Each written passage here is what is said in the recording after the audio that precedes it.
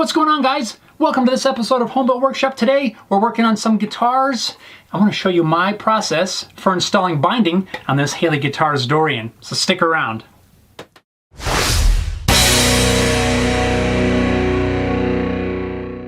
This build is very special to me. This is a personal build for myself.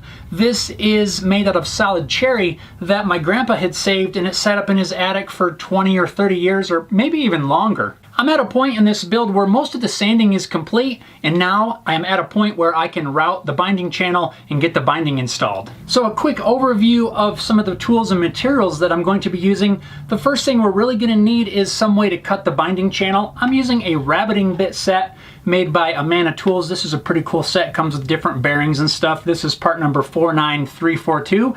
We'll see a little bit more of this in just a moment. Of course, we're going to need some binding. I've got some cream binding here. This is just some that I got from Stuart McDonald. I'm going to install it with only acetone. I'm not using any glues or anything. There are different glues made specifically for binding, but this is really quick, really simple, and pretty inexpensive. We're going to use a heat gun just a little bit when it gets to shaping the binding around the horns on the guitar, and we're also going to need some sort of tape to secure the binding when we get to that point. So let's jump right in and get our router table set up to cut this channel. So here is the cutter that I was talking about. This is a 3-flute cutter. I always like the bits that have more cutters. It seems like the more blades you have, the better finish you get. At least that's my observation. To set the height, we're going to take our piece of binding and we want to adjust the height of the cutter so that it's just under the height of the binding. We want the binding to sit just a little bit proud of the guitar body so that we can scrape it nice and flush. If you cut it too tall, your binding is going to be below the surface of the body, and that's going to be bad because it's not going to sit nice and smooth. And to make sure I have the right bearing on there, I want it to cut again just shy of the thickness of this binding. And hopefully there you can tell the binding just sticks out a tiniest bit from the edge of the cutter. And now we need to make a test cut on a piece of scrap wood. This is probably the most important cut we're going to make. We need to make sure that this binding is going to fit the channel before we route the guitar body.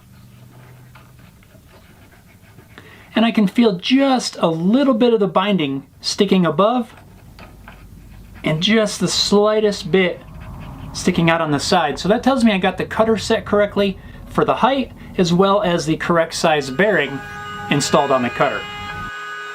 Now I'm ready to start cutting the binding channel on the body. This is really no different than making any other cut using a router table. You just need to pay attention to grain direction to avoid any tear out. There's a couple spots during this process where I'm actually going to cut backwards. Ideally, I would like to be able to flip the bit around, but I can't really do that too well on the router table, so I'm just going to very slowly and carefully cut backwards in a few spots just to avoid tear out in a few key areas. Once I get the channel cut, I'll make one final pass all the way around in the same direction, just as a cleanup cut. And there's our binding channel, nice and clean. I don't see any chip out, which is perfect. Now this binding channel came out really clean. We don't really have a whole lot of cleanup, but there are a couple areas where there's just a little bit of fuzz, some little fibers of the wood. Just going to take some 400 grit paper and very, very lightly make sure that there's no fuzz, no little chips or anything in that binding channel. Anything that's left in there is going to potentially keep the binding from sitting nice and flush, and we want to make sure that that doesn't happen.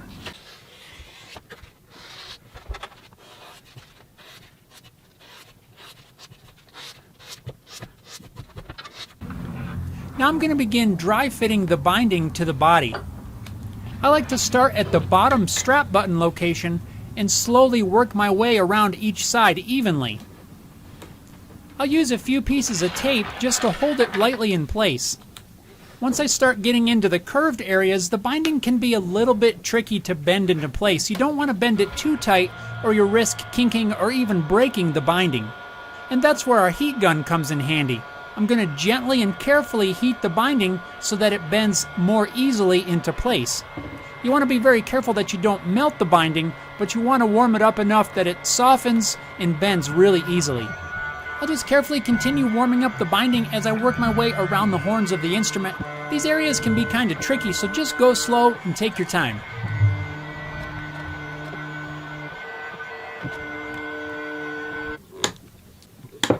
So I've let the binding cool off. That helps it retain its shape a little bit more. You don't want to try to untape it or anything while the binding's still warm. It could cause it to spring back. So I just let it cool off. Now I'm going to remove some of this tape so that we have some play in here and we can start getting this glued on. Now since you have the binding already fit, you could just leave it taped up and wick some of the acetone in around that. But I like to go in first with a brush and brush some of that acetone way down in there just to make sure I have good coverage. Kind of duplicates some of the process, but I like doing it that way.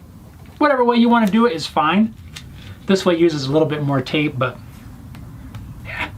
Now for quite a while, binding seemed a little bit intimidating to me, but then a good friend of mine showed me some tricks and tips, and that really took a lot of the confusion really out of the process. So if it's something you've been putting off because you're feeling a little bit scared maybe by it, don't be scared, just spend some time, maybe do some practice pieces. Don't be afraid to jump in. It's really not as hard or intimidating as it might seem. I've just dumped some acetone in this old tin can. I probably should have found a little bit smaller can, but this will work fine. And I'm also going to use one of these little acid brushes.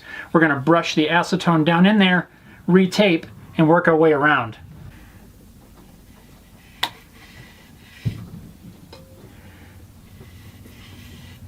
Now this particular guitar is not getting any dye or stain on the body, so I'm not at all worried about any of the acetone that gets on the sides. It's going to evaporate and cause no issues with the wood.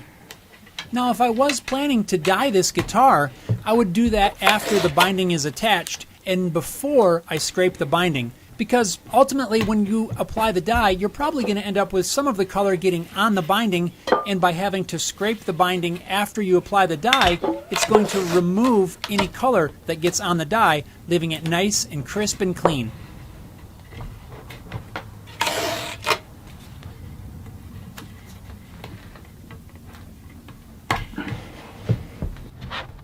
So this is basically the whole entire process: brushing acetone in the binding channel, taping the binding into that channel very securely. You want to tape it as tight as possible. And the way this process works is the acetone causes the binding to partially melt. And then as the melted plastic dries, it actually fuses itself into the wood.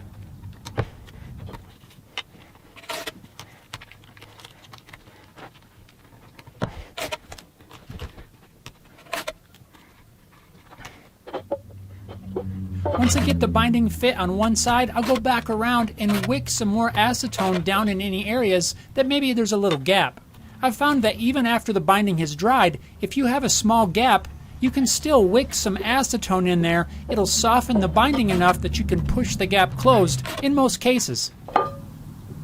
One thing to keep in mind is that when you get acetone on the top, it can cause the tape not to stick all that great.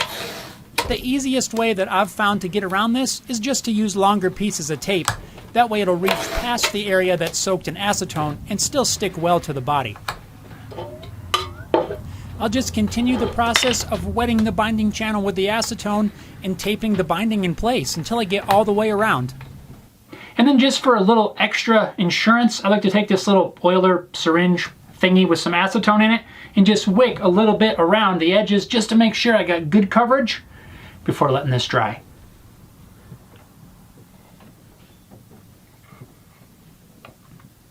The way this works is really just capillary action. As you wick the acetone in there, it soaks down into the crack, melts some of the binding, and then when it dries, it sticks itself to the wood.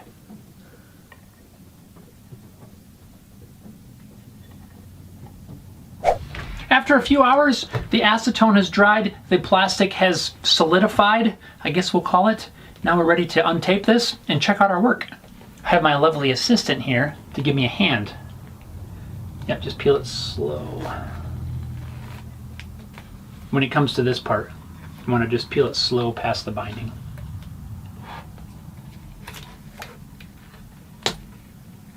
Hold on. Gonna make marks on the actual wood, see? The wood's okay, because we're gonna be able to clean that up. We're still gonna do some sanding. Get off me! Who put so much tape on here? Who's the one that made this guitar body?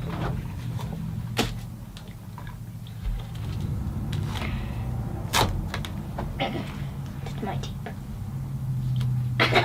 Tape face shadow.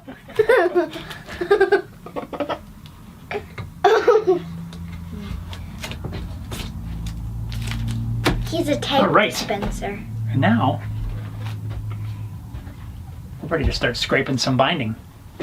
Just having a look at the binding right now. Of course, it still needs to be scraped. There are a couple areas where some of the acetone has melted some of it into the finish, but once we scrape this down, it's going to be nice and level, and all that extra melted stuff is going to be removed. I don't see any gaps or anything at the moment that we need to address. There are scrapers that you can buy that are sold specifically as a binding scraper, but I like to keep it super simple and just use a card scraper. These are readily available. Nothing special about these. You can do most of the work using just this. We may need to use a razor blade for some small areas, but the majority of the work is going to be done with just a regular card scraper. I usually just start at one end and very carefully start scraping that binding until it's level with the guitar body. One thing I've done to my scraper is I've ground the corner off just a little bit so that I don't accidentally dig it into the top. Overall, this doesn't affect the scraper at all. It still cuts and does its job just fine. It's just some extra peace of mind in knowing that hopefully I won't have to sand out any large scratches that I might put in there by the corner of the card scraper digging into the top.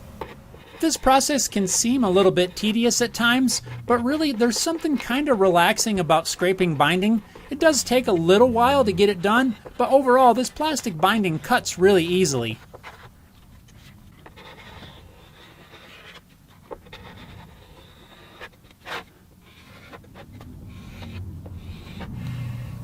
Once I get the top of the binding level with the body, then we need to do the same process to the sides. I think I like scraping the sides better myself. There's something kind of cool about the curls you get off the scraper. It's definitely trickier to get the horn areas with a card scraper, but if you just go slow, take your time, you have to take a little bit smaller bites.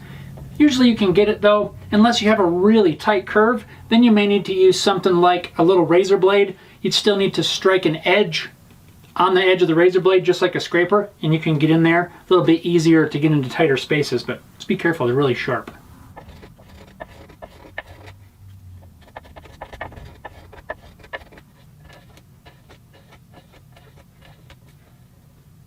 Here I am using a little razor blade. I've got a couple pieces of tape on here just so I don't dig the corners into the side of the guitar. I just took a screwdriver, turned a burr on the lip so it acts like a super mini card scraper. It takes really fine cuts, but it's a lot more maneuverable.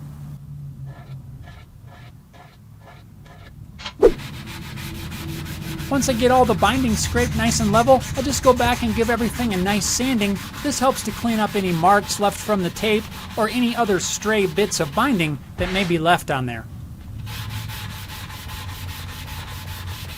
And there is our bound guitar body. This came out really good. We kind of got lucky this time around and didn't have really any gaps to fill, but if you encounter some gaps once you untape your binding, you can dissolve some of the binding in acetone to form a paste that you can mash in there, let it harden up, scrape it off, and you should be good to go. It works really well and a great way to fill any gaps in binding. Guys, I hope you found this helpful. If you've been wanting to try binding, don't be afraid to give it a shot. Just get the right binding channel routing bits, and I know you guys can do this. Now, if you're gonna use wood binding, the acetone will not work with wood binding. You'll have to use wood glue, but really, the process is pretty simple and very similar to this, so don't be afraid. I hope you guys jump in and give it a try. Thanks a lot for watching, guys. We'll see you next time.